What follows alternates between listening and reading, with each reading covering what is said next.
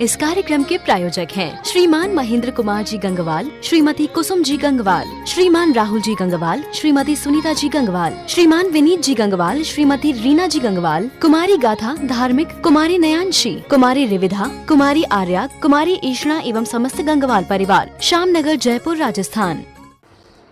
संयम प्रकाश नाम का ये ग्रंथ है। आचार्य महाराज सूर्य सागर जी साहब द्वारा लिखी गई यह रचना सुंदर है, अनुपम है, उपयोगी भी है। प्रकरण छोटे छोटे से हैं लेकिन हमारे लिए उपयोगी हैं, समझने योग्य भी दिखाई देते हैं। बातों को हम गहराई से जानें, समझें। बातें जो कही जा रही है वो बड़ी सुंदर है। और कल जो बात कह दी थी वो ये कह दी थी, भैया समय कम है, क्या काल थोड़ा है, काम कर लो जो करना हो। यहाँ हमने रोका था, अनंत शास्त्रम बहुलश्च विद्या अल्पश्च कालो बहुविघ्नता च यत्सारभूत तदुपासनीयम हंसो यथा क्षीरमिवं बुध्यात्। ये हमने बारीकी से समझने का प्रयत्न किया था। इस प्रकरण को हमने चेष्टा की थी इस तरह की कि जीवन की दुर्लभता को थोड़ा इसके माध्यम से समझने की कोशिश करें। और ये जो जीवन दुर्लभ है, हमने यदि इसकी कीमत नहीं समझी, हमने यदि इसकी वैल्यू नहीं की, तो फिर ये ख़त्म हो जाएगा, बीतना तो है ही। और साथ साथ में दुर्लभता के साथ में एक और बात यहाँ कह दी थी, भैया कम समय और प्रॉब्लम्स ज़्यादा। श्याम सिंह जी साहब, हमें पता नहीं है कल कौन मेहमान घर में आकर के बैठ जाएंगे और हम अपना काम नहीं कर पाएंगे।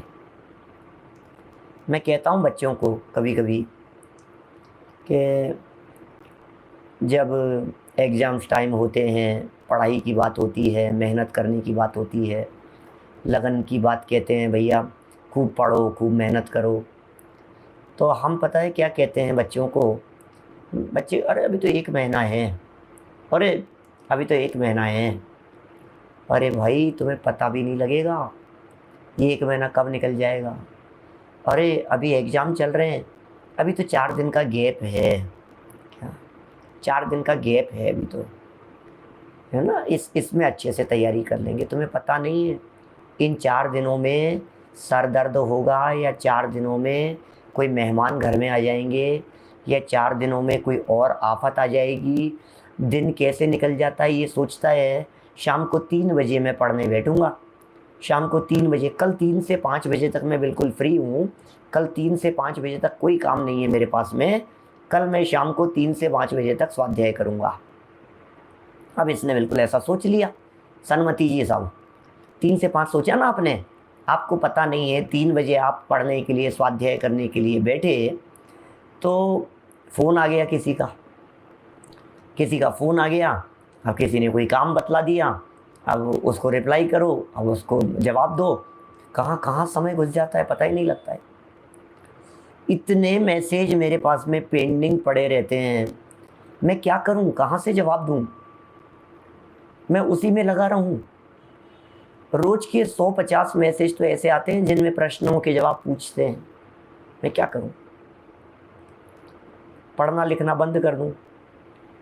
जो हमारे वीतराग विज्ञान वगैरह का संपादन वगैरह का काम है वो सब बंद कर दूं? पंडित जी आपने हमारे एक इतने से प्रश्न का जवाब नहीं दिया, क्या जवाब दें भाई साहब? विकल्प आ गया, सहज खुल गया, हैं जवाब दे दिया तो दे दिया। कभी ऐसा भी होता है हमने उसको खोल लिया, प्रश्न पढ़ा, हम जवाब देने वाले थे, इतनी देर में ओम प्रकाश जी जोगी साहब आपका फ़ोन बज गया। तो फ़ोन बज गया तो हम फ़ोन पे 5-7 मिनट उलझे रहे, फिर आपका वो मैसेज पता नहीं कहाँ चला गया। अब आपको लगता है प्रश्न पढ़ भी लिया था पंडित जी ने, देख भी लिया पंडित जी ने, जवाब भी नहीं दिया इन्होंने हमारे को। अब क्या करो बोलो, हैं?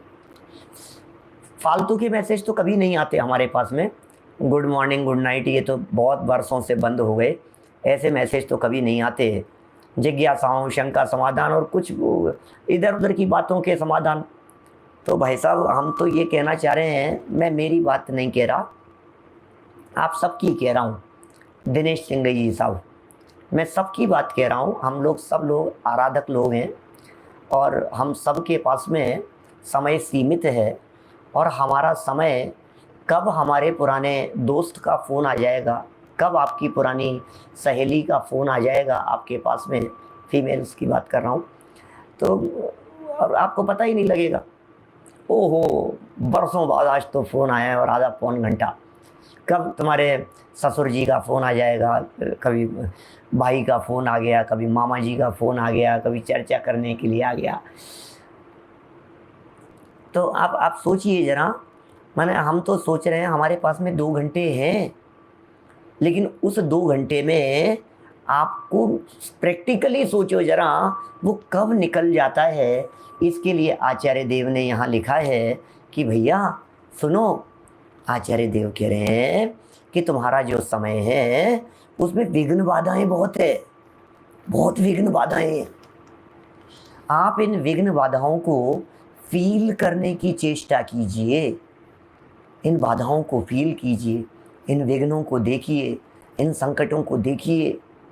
और जब आप इन सब व्यवस्थाओं को देखते हैं तो आप महसूस करते हैं, बाकलीवाल जी कितनी उम्र हो गई है कि पंडित जी 60 65 का हो गया हूँ, 60 का हो गया हूँ, 70 का हो गया हूँ। अच्छा, कैसे हम भी इतने बड़े हो गए, पता ही नहीं लगता है हमारे को, मालूम ही नहीं है कैसे इतने बड़े हो गए हम। तो उम्र जिस तरह से पास्ट निकल गया है उसी तरह से तो फ्यूचर भी निकलेगा। जैसे पास्ट के अपनी ज़िंदगी के 40 साल निकल गए हैं, ऐसे पलक झपकते निकल गए, दिन बीतते देर नहीं लगती है। आपको लगता है इतना समय। जब लंबा समय मांग लिया जाता है तो हमें ऐसे लगता है यार इतना लंबा समय क्यों बता रहे हो। मैं सच कहूँ, अब यदि कोरोना के संदर्भ में डे फर्स्ट को जब ये आया था तब ये कह दिया जाता कि ये 3 साल तक रहेगा तो फिर कैसा लगता। धीरे धीरे बढ़ता चला जाता, धीरे धीरे बढ़ता चला जाता। आपके घुटने में आज दर्द हुआ और डॉक्टर पहले दिन दिखाने के लिए जाने पर यदि डॉक्टर आपको ये कह देवे कि ये तो 4 साल चलेगा, 4 साल रहता है ये दर्द, तो आपका दिमाग ख़राब हो जाता है। मैं कौन से डॉक्टर के आगे हूँ, 4 साल की बात कर रहा है, 4 दिन में सही होना चाहिए। 4 दिन से ज़्यादा यदि दर्द चल गया तो डॉक्टर बदल लेता है शाम तक। अच्छा, फिर हमारा ये कहना है कि 4 दिन बाद में दूसरा डॉक्टर बदल लिया, फिर उसके बाद में किसी और को दिखा लिया, फिर 10-15 दिन निकल गए, फिर किसी को दिखाया, 10-15 दिन निकल गए, फिर और समय निकल गया, फिर तकलीफ़ पाता रहा, फिर कभी आयुर्वेद को दिखा लिया, फिर कभी उसने कहा कि नहीं, फिर कभी अपन आलस कर गए, फिर कभी दवाई समय से नहीं ली, फिर कुछ हुआ। 4 साल निकल गए भाई साहब, ऐसे बढ़ते हुए। इस एग्जाम्पल में इतना समझ में नहीं आया, नया बनाता हूँ। किसी व्यक्ति ने आपसे उधार पैसे लिए थे और लौटा नहीं रहा है। आज उसने ये कहा कि मैं तुम्हारे को 4 साल बाद में दूंगा, मेरे पास पैसे नहीं है, करो जो कर लो, 4 साल लगेंगे। आप कहोगे दिमाग ख़राब है क्या, 4 साल। और वो आजकल करता हुआ इस महीने के लास्ट में दे रहा हूँ, बस इस महीने में, बस इस बार मेरा पैसा वहाँ से आने वाला है, 15 दिन के अंदर अंदर आपका पैसा आ जाएगा। आप 15 दिन तक शांत। 15 दिन की जगह 20 दिन बाद में आपने फ़ोन किया, बोले बाबूजी बस वो आने ही वाला था, बस मैं आपको फ़ोन ही करने वाला था, वो वहाँ से आ तो गया था लेकिन बस वो मेरी बहन के यहाँ शादी थी, बस वहाँ लग गया, बस ऐसा हो गया, बस ऐसा ही होने वाला था, बस अब एक और आने वाला है, बस मेरे ज़मीन का चल रहा है, 10 दिन के अंदर अंदर सौदा हो जाएगा, बस ये ज़मीन बिक जाएगी, आपका पेमेंट कर दूंगा मैं। कोई बात नहीं यार, अब ज़मीन बेच रहा है, कर रहा है, महीने 2 महीने 6 महीने उसने ज़मीन बेचने में लगा दी, निकला ही नहीं। कैसे समय निकल जाता है धीरे करके और अपने को पता भी नहीं लगता है। तो आचार्य देव यहाँ सरल शब्दों में कहना चाह रहे हैं, भैया विघ्न बाधाएं बहुत है, अड़चनें बहुत है, और यदि तुम उन अड़चनों को मद्देनज़र रखते हुए जब समय तलाशोगे तो तुम्हारे पास में बहुत कम समय बचा हुआ है अपनी ज़िंदगी का। इसलिए अपनी ज़िंदगी के बचे हुए समय को धर्म ध्यान में लगा दो। आराधना में लगा दो। ये स्वाध्याय और चिंतन मनन का जो ये अवसर मिल गया है, ये दोबारा नहीं मिलेगा आपको। फिर जिस भाव में चले जाएंगे हम, उस भाव में न सुनाने वाले मिलेंगे, न सुनने का विकल्प रहेगा, न समझाने वाले होंगे, न बताने वाले होंगे, न इस तरह की सभा लगती होगी। फिर क्या करोगे बताओ। मंगत राज जी है ना, जिनकी मंगत राय जी की जो 12 भावनाएं हैं, कहाँ गए चक्री जिन जीता भरत खंड सारा, ये वाली जो 12 भावना जिनकी लिखी हुई है, वो पहले छंद में कहते हैं, मंगत जाग भूल की निद्रा सोया चादर तानी, अरे उड़ चला हंस सैलानी। वे मंगत राज जी कहते हैं, अरे भैया जाग, भूल की निद्रा, ये नींद की, ये जो नींद है ना, ये क्या, ये नींद में तेरा समय बीत रहा है। अरे उड़ चला हंस सैलानी, ये तेरा ये हंस, चेतन हंस कब उड़ करके चला जाएगा पता भी नहीं चलेगा। जब मैं दुर्लभता की चर्चाएं करता हूँ, तब मैं ये बात ज़रूर कहता हूँ कि किसी को पता नहीं है कि मेरे पास में कितना टाइम बचा हुआ है। जब आपको ये पता नहीं है कि आपके पास में कितना टाइम बचा हुआ है, तो फिर आप किस तरह का प्रोग्राम शेड्यूल मान करके चल रहे हैं कि ये काम कर लेंगे, ये काम कर लेंगे। पता ही तो नहीं है ना हमारे को, नहीं मिलेंगे ये संयोग फिर नहीं मिलेंगे। देखिए 610 नंबर पेज पर, तो साहब आपने इतनी दुर्लभता बतला दी, ये सब बतला दिया, करें क्या? बोले सारभूत चीज़ को ग्रहण करो, शुद्ध आत्म तत्व का अवलंबन करो, प्रयोजन एक ही रखो, आत्मा को जानने पहचानने का प्रयोजन रखो, व्रत उपवास आदि संयम साधना नियम पूजन पाठ भक्ति स्वाध्याय, बोले ये तो सब साइड में चलते रहेंगे, सेकेंडरी चीज़ है ये सब, साइड बाय साइड ये सब चीज़ें बराबर चलती रहेगी। इन चीज़ों को ज़्यादा तवज्जो मत दो, इन चीज़ों में ज़्यादा उलझो मत, ये कहना चाह रहे हैं। आप ऐसा मत समझो मैं कर तो रहा हूँ, मैंने कितना बड़ा मैंने स्वाध्याय का तो मैंने नियम ले लिया है, मैंने इसका तो नियम ले लिया है।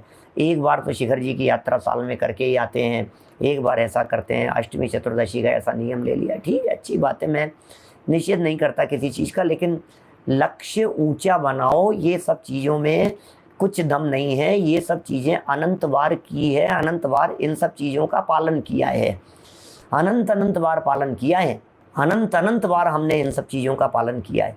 और फिर आज वहीं तक यदि अटक जाएंगे तो क्या होगा?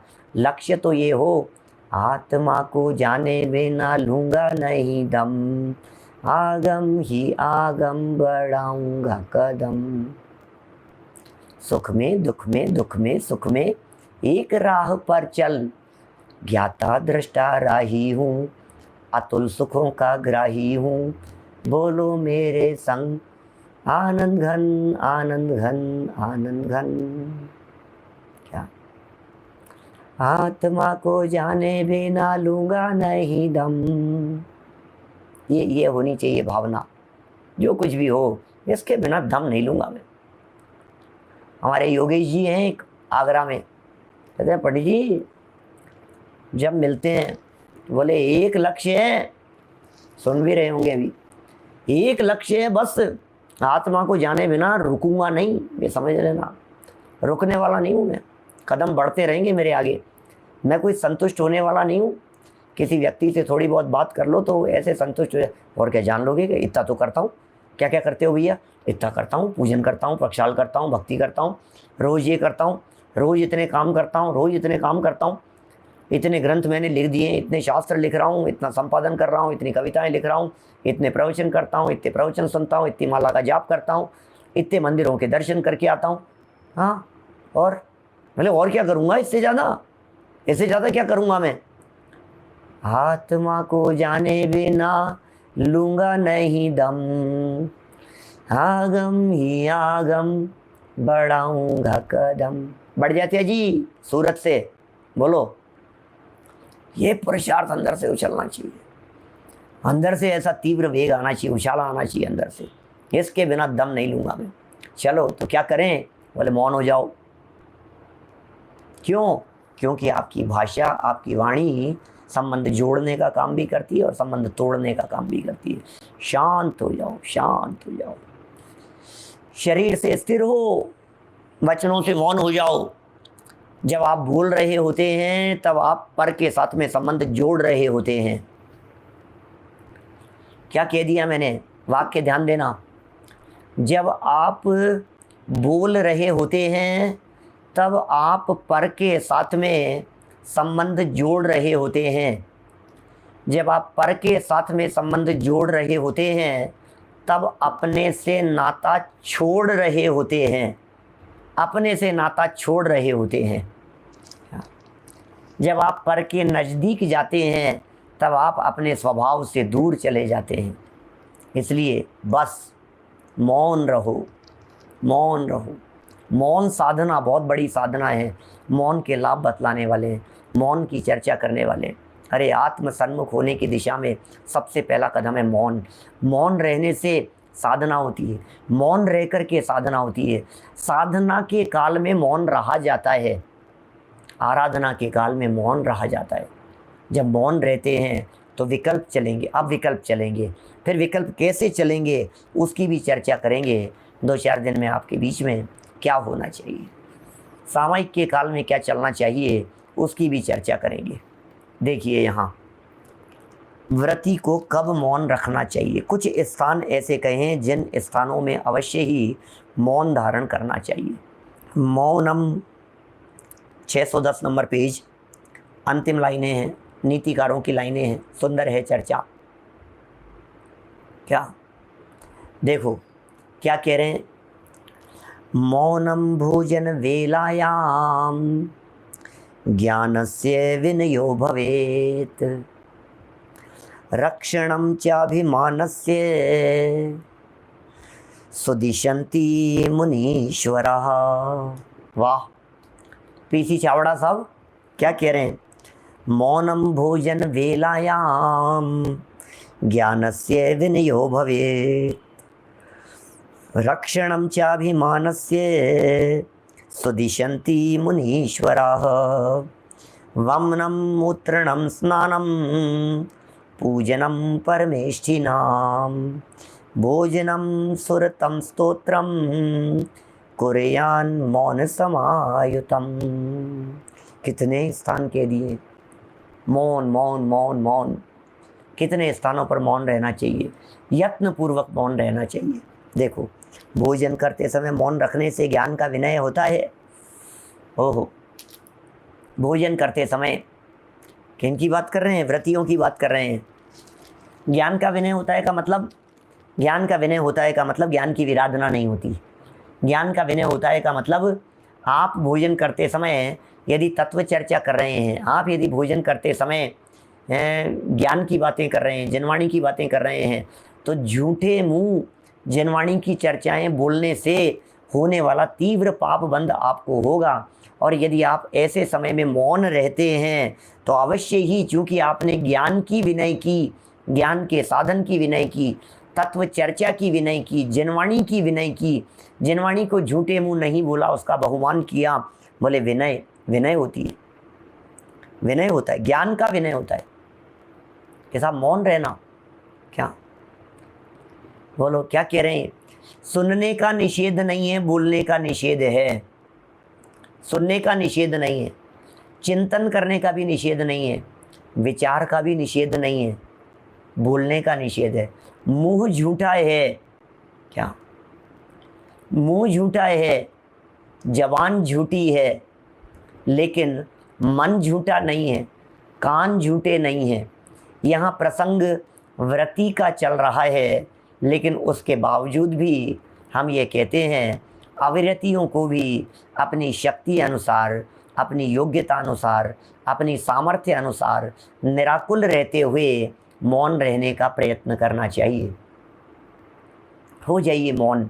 कभी कभी नियम ले लीजिए, कभी कभी 4 घंटे का मौन है, 12 बजे मौन ले लिया, 4 बजे मौन खोलेंगे। उससे क्या होगा? बोले उससे आप फ़ोन से भी बच जाएंगे, फ़ोन पे बात करने से बच जाएंगे। भरत भाई वाडकर, आप व्यर्थ के वार्तालाप से बच जाएंगे। हम जो कुछ भी दिन भर में बोलते हैं, हम क्या अच्छा बोलते हैं बतलाइए? आप यदि प्रवचन करते हैं, आप यदि कक्षा लेते हैं, आप यदि पढ़ाते हैं, आप यदि विद्वान हैं, आप यदि पाठशाला में पढ़ाते हैं, आप यदि बच्चों को धर्म के मार्ग पर लगाए हुए हैं, तो अच्छी बात है, दैट इज़ गुड। आप यदि तत्व चर्चा के लिए बोलते हैं, बहुत अच्छी बात है, लेकिन कितनी देर, 24 घंटे में से। इसके अलावा आप जो कुछ भी बोलते हैं, जो कुछ भी बोलते हैं, वो सब पाप की ही तो बातें बोलते हैं। क्या बोल रहे हैं? जो कुछ भी आप बोल रहे हो, जो कुछ भी आपके मुख से निकल रहा है, वो सब पाप ही की बातें तो निकल रही है, लौकिक चीज़ें ही तो निकल रही है, विषय कषाय की बातें ही तो निकल रही है। किसी की तेरी मेरी राग द्वेष, किसी के ऊपर छींटे उछालना, किसी की निंदा करना, किसी की आलोचना करना, यही तो सब निकल रहा है। तो बोले बंद करो ना अपने इसको मीटर को थोड़ी देर के लिए, जबान को थोड़ी देर के लिए मौन रहो ना। कुछ लोग ऐसे होते हैं बिल्कुल बहुत, जिनको चुप रहना मतलब बहुत भारी काम है, उनके लिए चुप रहना। लेकिन और दुनिया में ये और कह दिया जाता है, मौनम मूर्खस्य आभूषणम। अरे मूर्खस्य आभूषणम नहीं है, मौन ज्ञानी लोग रहते हैं, साधक लोग ज्ञानी रहते हैं। ये तो ज्ञानी और साधकों की अवहेलना करने के लिए मौनम मूर्खस्य आभूषणम कह दिया गया है, युक्ति चला दी गई कि मौनम मूर्खस्य आभूषणम। क्या मौन मूर्खता का आभूषण नहीं है, मौनम साधना हेतुकम, ऐसा है। मौन तो साधना का हेतु है। जो जितना कम बोलते हैं वो उतने इंटेलिजेंट होते हैं, जिनकी आवाज़ जितने धीरे होती है वे उतने होशियार होते हैं। मेरी आवाज़ तो बहुत तेज़ है क्या? और नियम यदि आपने लिया है, प्रतिज्ञा यदि आप लेकर के बैठते हैं और यदि टूट जाता है तो ज़रूर दोष लगेगा। तो आप दृढ़ता का पालन करें, दृढ़ता का परिचय देवें। नियम न टूटने पाए, प्रतिज्ञा भंग करने का तो बड़ा दोष कहा गया है हमारे यहाँ जनागम में। देखिए, भोजन करते समय ज्ञान का विनय होता है यदि उस समय मौन रहते।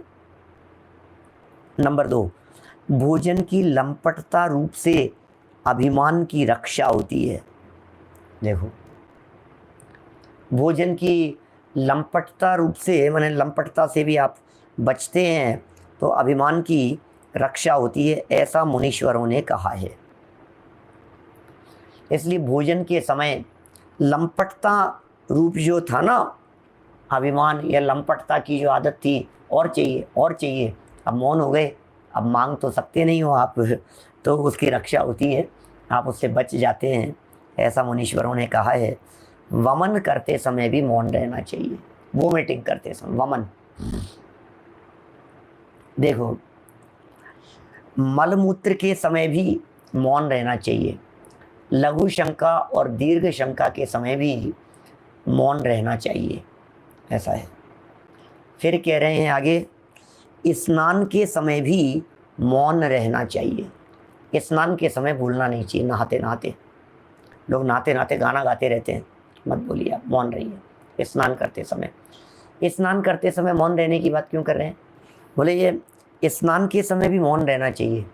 आप बोलेंगे ना तो पानी जो है वो, स्नान का जल आपके मुख के माध्यम से अंदर जाने की संभावनाएं हैं, तो वो सदोष हो जाएगा वो, और दोषी हो जाएंगे आप। लोग गाना गाते हैं, बाथरूम सिंगर कहलाते हैं लोग।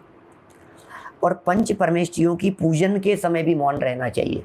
इस कार्यक्रम के प्रायोजक हैं श्रीमान महेंद्र कुमार जी गंगवाल, श्रीमती कुसुम जी गंगवाल, श्रीमान राहुल जी गंगवाल, श्रीमती सुनीता जी गंगवाल, श्रीमान विनीत जी गंगवाल, श्रीमती रीना जी गंगवाल, कुमारी गाथा धार्मिक, कुमारी नयांशी, कुमारी रिविधा, कुमारी आर्या, कुमारी ईशना एवं समस्त गंगवाल परिवार, श्यामनगर, जयपुर, राजस्थान।